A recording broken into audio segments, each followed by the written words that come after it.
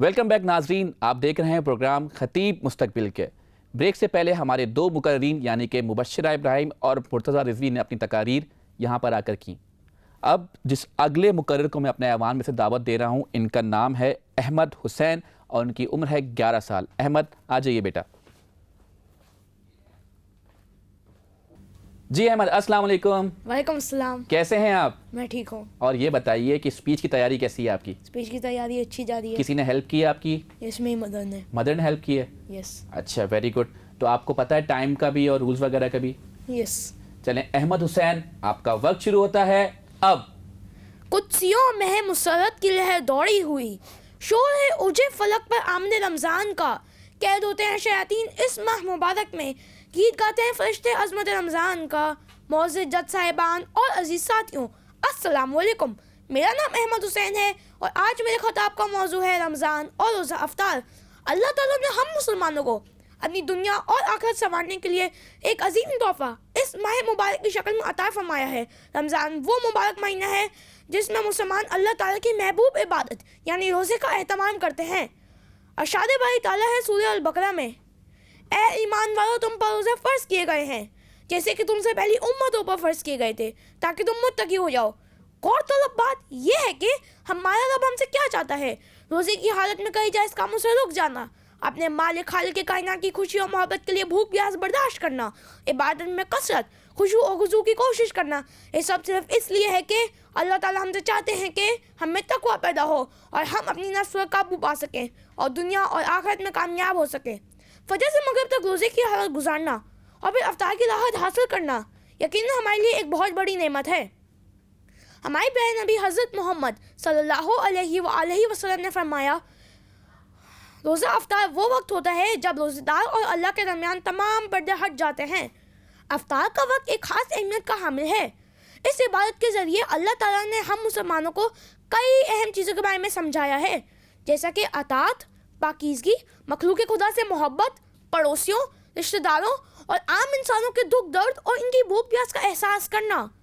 اس سے ہمیں یہ سبق ملتا ہے کہ ہم اپنے ساتھ ساتھ دوسروں کے لیے ان کی بھوک، ضروریات اور حقوق کا خاص خیال رکھیں۔ اس مناسبت سے ہم عموماً رمضان شریف میں دیکھتے ہیں کہ مسلمان دنیا بھر میں نہ صرف خود روزے رکھتے ہیں بلکہ پڑوسیوں، عزیزوں، غریب و نادار افراد کے لیے مساجد میں روزے کا اہتمام کرتے ہیں۔ حضور صلی اللہ علیہ وآلہ وسلم نے فرمایا، جس نے کسی روزے دار کا روزہ افطار کھلوایا اس کے لیے اس روزے دار کی طرح ہی اجر ہے۔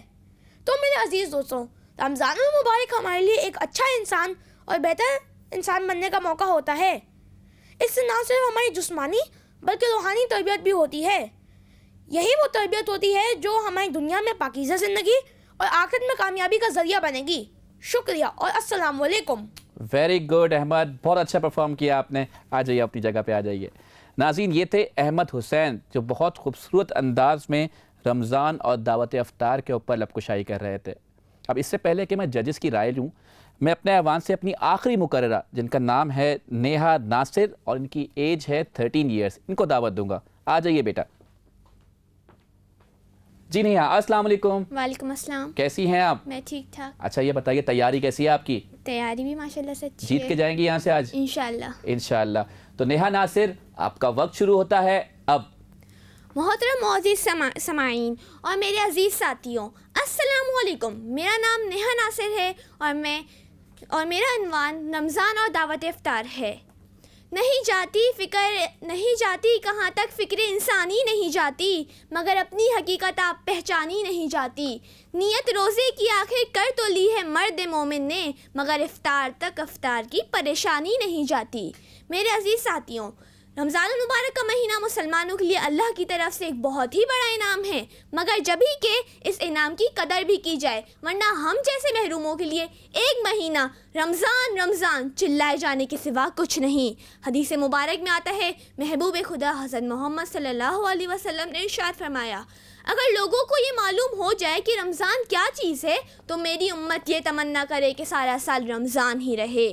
یہ وہ مہینہ ہے کہ جس کے خاطر شروع سال سے آخری سال تک جنت کو آراستہ کیا جاتا ہے. یہ وہ مہینہ ہے جس میں جنت کے دروازے کھول دیے جاتے ہیں اور جہنم کے دروازے بند کر دیے جاتے ہیں. اللہ تعالیٰ جبریل علیہ السلام کو حکم دیتے ہیں کہ زمین پر جاؤ اور سر کے شیاطین کو قید کرو اور ان کے گلے میں توق ڈال کے ان کو دریا میں پھینک دو کہ میرے محبوب محمد صلی اللہ علیہ وسلم کی امت کو تباہ نہ کریں. حدیث مبارک میں آتا ہے کہ حضور اقدس صلی اللہ علیہ وسلم نے ارشاد فرمایا یہ مہینہ صبر کا ہے اور صبر کا بدلہ جنت ہے. جو شخص کسی روزے دار کو روزہ افطار کرائے اس کے لیے اس کے گناہوں کے معاف ہونے اور آنکھ سے خلاصی کا سبب ہوگا. صحابہ نے عرض کیا یا رسول اللہ ہم میں سے ہر شخص اتنی وسعت نہیں رکھتا کہ روزے دار کو روزہ افطار کرائے. تو آپ صلی اللہ علیہ وسلم نے ارشاد فرمایا اگر یہ ثواب حق تعالیٰ شانہ ایک کھجور کے افطار کرا دینے پر یا ایک گھٹ پانی پلا دینے پر یا ایک گھٹ لسی ہی پلا دینے پر بھی مرحمت فرما دیتے ہیں. تو میرے دوستو اس حدیث سے یہ معلوم ہوتا ہے کہ دعوت افطار کی بہت بڑی فضیلت ہے. میں اپنی تقریر کا اختتام اس نظم پر کرتی ہوں. چاند رمضان کا جب نظر آ گیا ماہ رمضان سب کے گھر آ گیا. رحمتیں برکتیں بانٹنے کے لیے ماہ رمضان مسلمان کے در آ گیا. وجہ صوم و صلاح جو سمجھ جائے گا سمجھو اس کو جینے کا ہنر آ گیا. میرے مالک تو مجھ پہ بھی کر دے کرم میرے مالک تو مجھ پہ بھی کر دے کرم اب تیری مغفرت کا بہر آ گیا. تیری بخشش عطا تیرے جود و کرم تجھ سے لینے اقبال تیرے در آ گیا. شکریہ. Very good Neha. ناظرین یہ تھی نیہا ناصر جو کہ بہت ہی خوبصورت انداز میں اپنی تقریر کر رہی تھیں. آئیے جانتے ہیں ججز کی رائے ان دونوں بچوں کے بارے میں, مرتضیٰ رضوی اور نیہا ناصر کے بارے میں. جی ڈاکٹر صاحب آپ بتائیے. احمد حسین جی احمد حسین نے اسمبلی والی تقریر کی ہے ویسے تو, لیکن اچھی کوشش تھی, بہت اچھا تھا. اچھا مجھے پتہ نہیں کیوں ایسا لگا کہ یہ اسپیچ کرتے رہے لیکن انگلش اسپیچز کرتے رہے ہیں. بالکل یہ تھوڑے انگلش اسپیکر لگ رہے تھے مجھے, لیکن کوئی مسئلہ نہیں, یہاں آ کر بولنا ہی ان کی جیت ہے اور اس میں گھبرانے کی کوئی بات نہیں ہے. مایوس ہونا جو ہے وہ آپ کو پتہ ہے مایوسی کفر ہے. تو ہم ان کی اصلاح کرنا چاہتے ہیں. اگر ہم ان کو کوئی غلطی بتا رہے ہیں تو ان کو یہ سیکھنے کے لیے بتا رہے ہیں, سکھانے کے لیے بتا رہے ہیں.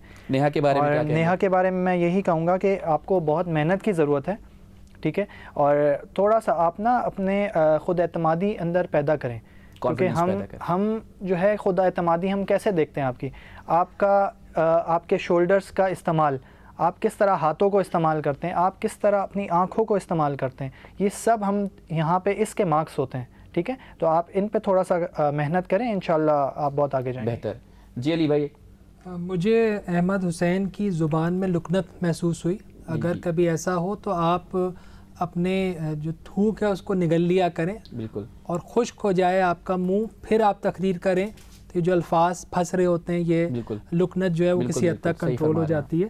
باقی یہ کہ انہوں نے شاید ٹاپک بھی ان کا رمضان اور روزہ افطار, حالانکہ رمضان اور دعوت افطار اس میں تو ان کا خاصی کمیاں تھیں, یعنی مواد جو ہے وہ مجھے مناسب نہیں لگا. اچھا آپ سمجھتے ہیں کہ فار ایگزامپل سے ٹاپک ہمارا ہے رمضان اور دعوت افطار, لیکن انہوں نے کہا رمضان اور روزہ افطار, تو اس سے کیا فرق پڑتا ہے اسپیچز پہ؟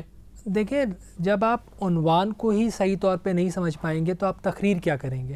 جب آپ تقریر الگ عنوان پہ کر رہے ہوں گے تو پھر معاملہ ہی ہوگا. اگر آپ کے پاس چند سیکنڈ ہو تو ایک میں مثال دوں کہ آپ نے تقریر یاد کی ہوئی ہے ہوائی جہاز کے اوپر, بے شک, اور آپ کو کہا جا رہا ہے کہ جی گراؤنڈ کے اوپر آپ کو تقریر کرنی ہے.